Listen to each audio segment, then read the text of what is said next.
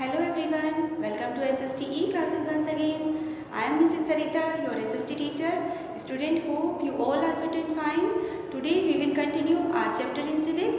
So watch the video very carefully and answer the asked question through comment box. Let's begin.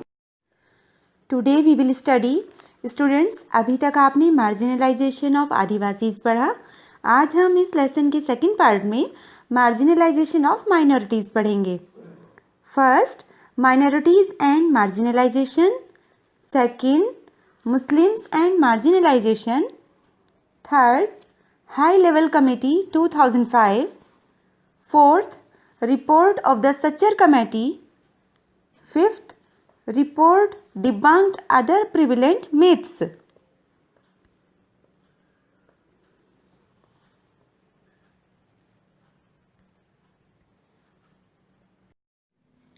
Students, come to page number 87. Here your first topic is minorities and marginalization. बच्चों, second part start करने से पहले हमें ये minority term को समझना बहुत ज़रूरी है. As the whole second part of this chapter based on it. Just focus.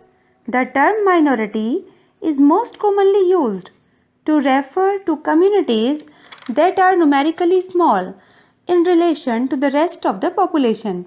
कि माइनॉरिटी या अल्पसंख्यक मीन्स जो संख्या में अल्प या कम होते हैं देश की बाकी पॉपुलेशन के कंपैरिजन में. ऐसे में हमारे कॉन्स्टिट्यूशन ने इन अल्पसंख्यकों को जो धर्म के आधार पर या भाषा के आधार पर माइनॉरिटी में आते हैं उनके लिए कुछ फंडामेंटल राइट्स का प्रोविज़न रखा है. क्यों रखा है ये प्रोविज़न? कि कहीं ऐसा ना हो कि मेजॉरिटी के लोग मीन्स जो संख्या में अधिक हैं, इनको बहुसंख्यक भी कहते हैं, ये लोग माइनॉरिटी पर डोमिनेशन न कर दें, उनके ऊपर हावी ना हो जाएं, उनके अधिकारों को उनसे ना छीन लें. इसलिए our constitution protect them against any discrimination and disadvantage that they may face. Communities जो संख्या में कम हैं वे अपनी लाइफ के, संपत्ति के और अपनी वेल बीइंग के लिए इनसिक्योर फील कर सकते हैं और आगे चलकर ये इनसिक्योरिटी की फीलिंग तब और ज़्यादा बढ़ सकती है अगर मेजॉरिटी और माइनॉरिटी के रिलेशन आपस में ठीक ना हो. और हमारे कॉन्स्टिट्यूशन में ये प्रोविज़न इसलिए किया गया ताकि सभी कम्युनिटी के लोग हमारे देश में मिलजुल कर रह सकें. हमारे यहाँ कल्चरल डाइवर्सिटी मीन्स सांस्कृतिक विभिन्नता जो सिर्फ इतने बड़े लेवल पर हमारे ही कंट्री में देखने को मिलती है वो बनी रहे, सबको समान न्याय मिलता रहे, सबके हितों की रक्षा हो. Now come to page number 88. Your second topic is Muslims and marginalization. Students, यहाँ इस चैप्टर में हम मेनली मुस्लिम लोगों के मार्जिनलाइजेशन को समझेंगे. ध्यान से समझिए. बात 2001 की है जब हमारे देश में सेंसस या जनगणना कराई गई तो पाया गया that Muslims are 13.4% of India's population और उन्हें मार्जिनलाइज कम्युनिटी में रखा गया क्योंकि वर्षों से वो सोशियो सामाजिक एंड इकोनॉमिक आर्थिक डेवलपमेंट में पीछे रह गए थे. इस पॉइंट को और अच्छे से समझने के लिए हम इन टेबल्स को स्टडी करेंगे जो आपको अपनी बुक के पेज नंबर 88, 89 और अपनी स्क्रीन पर भी दिखाई दे रही है. First table of basic amenities. Students, first table में बेसिक अम्यूनिटीज़ या ज़रूरी आवश्यकताओं के बारे में डेटाज दिए गए हैं जिसमें कच्चा हाउस, इलेक्ट्रिसिटी और पाइप्ड वाटर की कंडीशन बताई गई है. Second table literacy rate. Second table हमें सभी कम्युनिटीज़ में लिटरेसी रेट या साक्षरता दर या एजुकेटेड पर्सन की परसेंटेज शो करती है. Third table public employment of Muslims. Third table हमें शो करती है कि हमारी टोटल पॉपुलेशन का 13.5% पब्लिक एम्प्लॉयमेंट में इन्वॉल्व्ड है.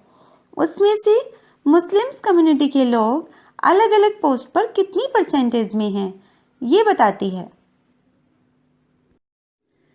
Your third topic is high level committee 2005। Students, जब 2001 की सेंसस के अकॉर्डिंग ये डेटा सामने आए, recognising that Muslims in India were lagging behind, means पिछड़ गए हैं, then the government set up a high level committee in 2005 chaired by justice Rajendra Sachar की एक कमेटी का गठन किया गया जिसके अध्यक्ष जस्टिस राजेंद्र सच्चर थे। इसी से इस कमेटी का नाम सच्चर कमेटी पड़ गया। क्या करेगी ये कमेटी? क्या काम सौंपा गया इस कमेटी को कि ये एग्जामिन करेगी मुस्लिम कम्युनिटी के सोशल, सामाजिक, इकोनॉमिक, आर्थिक एंड एजुकेशनल शैक्षिक स्टेटस को। कमेटी पूरा स्टडी करने के बाद डिटेल्ड रिपोर्ट पेश करती है और अपने सजेशंस देती है। अदर मार्जिनलाइज कम्युनिटीज़ जैसे एससीज, एसटीज से कंपैरेटिवली स्टडी करने के बाद देखते हैं क्या सजेशंस हैं, क्या रिपोर्ट है इस कमेटी की। Your fourth topic is report of the Sachar Committee. According to this report, the average years of schooling for Muslim children between the ages of 7 to 16 is much lower than that of other socio-religious communities. कि बाकी communities के comparison में मुस्लिम community के school जाने वाले 7 से 16 साल के बच्चों की संख्या कम है। ये तो एग्जाम्पल हुआ लिटरेसी रेट का। इसी तरह इकोनॉमिक एंड सोशल फील्ड में भी इस कम्युनिटी का इसी तरह का एक्सपीरियंस है। रिपोर्ट फर्दर सेज कि समटाइम्स मुस्लिम रीति रिवाज और परंपराएं क्वाइट डिस्टिंक्ट या बिल्कुल अलग हैं बाकी मेन स्ट्रीम के लोगों से, कि सभी नहीं, कुछ मुस्लिम्स बुर्का पहनते हैं, लंबी दाढ़ी रखते हैं, एक तरह का साफ़ा पहनते हैं जिससे कि वो आइडेंटिफाई होते हैं कि वो मुस्लिम हैं। Sometimes it becomes an excuse to treat them unfairly and discriminate against them. Students, इसी तरह मार्जिनलाइजेशन के इंस्टेंसेस या उदाहरण आप 7th क्लास से पढ़ते आ रहे हो। आपने 7th क्लास में देखा था दलित बॉय ओम प्रकाश वाल्मीकि को, अंसारी फैमिली को, फिर आपने विमेन के साथ डिस्क्रिमिनेशन या भेदभाव होते देखा था, आपने ब्लैक एंड वाइट का एग्जाम्पल देखा था। सो हम कह सकते हैं that marginalization is a complex phenomenon requiring a variety of strategies, measures and safeguards to redress this situation. Now come to page number 91. Your fifth and last topic is report debunked other prevalent myths. Children, अब तक की study से ये clear हो जाता है कि different communities को मार्जिनलाइज करने के डिफरेंट रीजंस हो सकते हैं।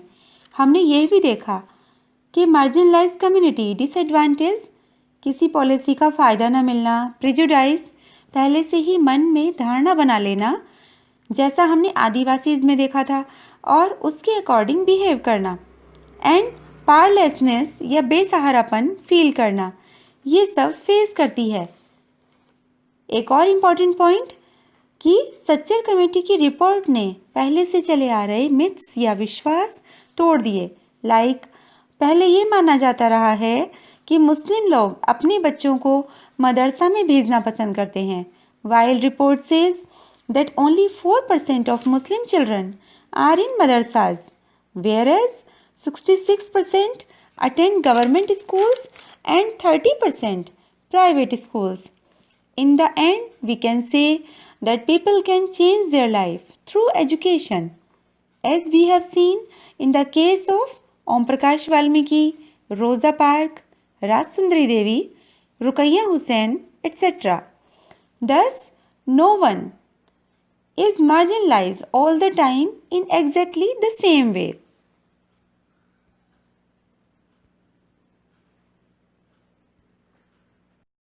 Now students, this is the time to check your knowledge. Answer the asked questions with yes or no in the comment box. Question number first. According to 2001 census, Muslims are 13.4% of India's population. Question number 2.